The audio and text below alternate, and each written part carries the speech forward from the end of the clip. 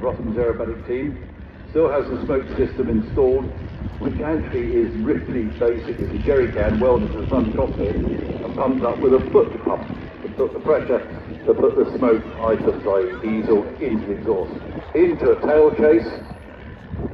So there's the Rossman's one with the smoke system going. Putting up, jet, wing over to the right.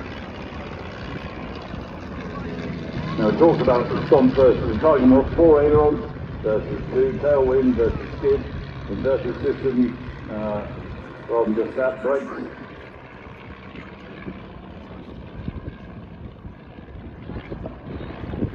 So the story goes, and it's probably pretty true because it's happened to virtually all of us, those who fly tailwheel aircraft like this are those who ground loop and those who haven't yet.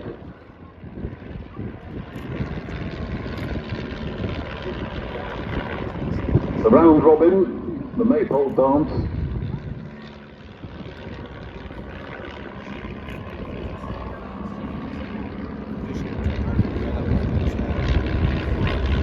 They flew in early morning